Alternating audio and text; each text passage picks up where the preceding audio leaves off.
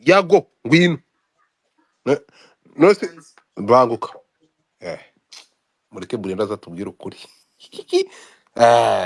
ubona yasamutwe Ke Brenda zamuka. Ibi bintu ntabwo none se waruzi ngo space yagiye yavuyeho birarangira. Brenda kamova here.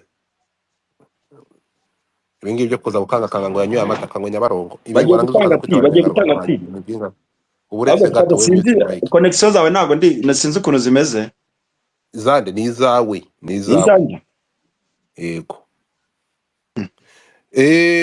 ZB ninde wapfuye ku ninde ninde ntabwo wapfuye hari ibintu byacitse biravugwa ko wowe na Yago muri mu mugambi wo guhidinga YouTube channel yanyu mukavuga ko yiba. agakubita byo ntabyo nzi njyewe nta Ntuntuke n'umwe uburetse ikindi mfite kintu ejo muri network igucikiraho nani ZB aka Brenda aka X wa Yago cyangwa baby mama wa Yago ariko se ko yihakanye so umwana ni ngombwa byose ubishira koko ngomba godfather ni kubivuga ngombwa kugira ngo ko numve umuntu ndi kumwe nawe. So biravugwa ko ejo bundi rwihishwa ahuriye na Yago Kampala.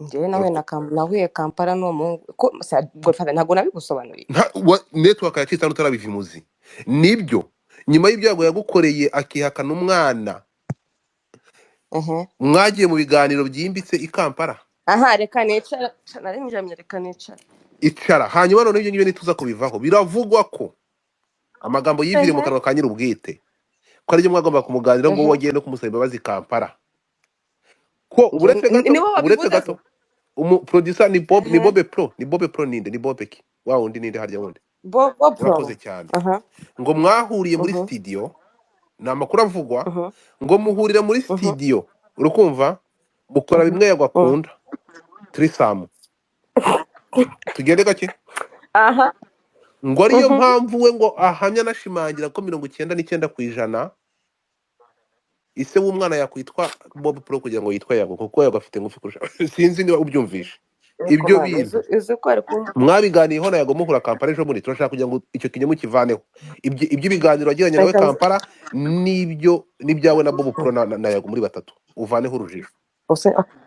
Turabanza kucyera ko numva tubanze kubya Bob Pro we J Rwanda manuka wacyohewe ntabwo numvugira muri gukoresha umuntu interview ukavuki ZB ijambo ni iryawe hera aho wari wahereye ubushize uvaneho ikinyoma ku mimenyanire yawe na Bob Pro na Yago.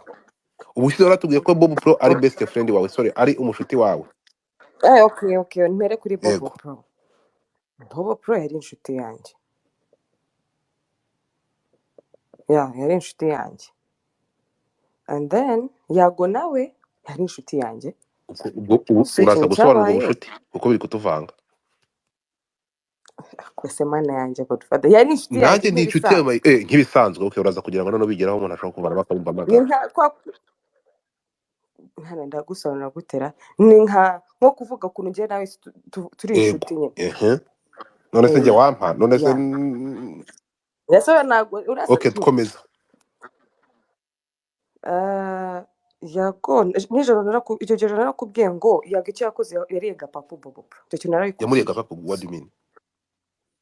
Yeah, we were friends nari ndi inshuti ya Bob Pro like more than a best friend urumva so njye I had to leave urumva I had some other issues solving in another place I had to leave so kugenda kwanjye kugaruka I never talked to Bob Pro that much so ubucuti bwanjye na Bob Pro bugenda bugabanuka gake gake so nana nambaye ngo avuga ngo Bob Pro Yago ajya avuga ngo how do you call it ngo umwana nuwa ngo twamuteze mwamuteze Yago kandi ari wa Bob Pro ngo ndamuteze ndizo staff narayumvisha ko actually I was live nanjye nari ndi kuyireba ngo namuteze inda ngo ibiki n'ibiki I literally even don't know what the fuck he was talking about sinzi n'ibyo ari kuvuga kubera igihe nari ndi kumwe na Yago all the time he knew very well yuko nari nashwanye na Bob Pro